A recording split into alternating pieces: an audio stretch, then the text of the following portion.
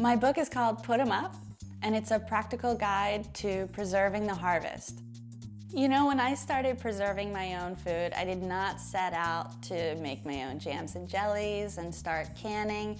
I just found myself one night after a trip to the farmer's market with a flat of strawberries on my counter.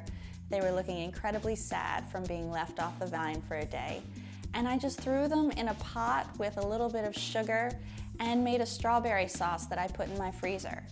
And that really turned me on to this whole idea of stopping time on your food before you lose it.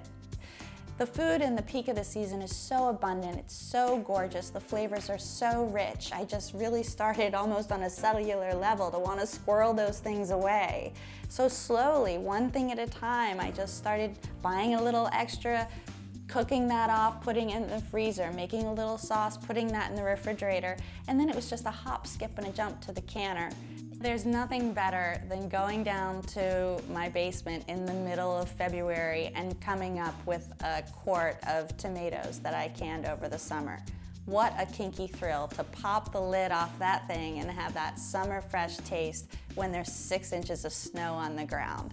I come from a family background that's half Polish and half Southern. My Granny Tony used to make her own wine. She would make her own dill pickles. My grandmother Lucille was always putting up chow chow from her Southern tradition, so I think it's in my DNA. But I really learned by doing, and you can too. If you didn't have a nona or an abuela teaching you how to do this stuff, that's okay. But you can do that now. You can pick up everything you need to know and put them up, learn how to master these very simple techniques, and continue this tradition forward for the next generation. Another great thing about preserving your own food at home is that you know exactly what goes into it. So no preservatives, no additives unless you put them there. And you know exactly where all this food was grown. Sometimes you've even shaken the hand of the farmer that grew it.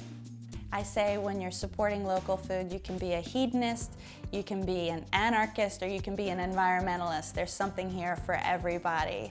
I think home food preservation is the new knitting circle. In one kitchen, you have grandmothers that have been doing this since they were little girls, and you can also have little girls and teenagers and hip Brooklyn chicks too. Cooking is fun and easy, so get in the kitchen and put 'em up.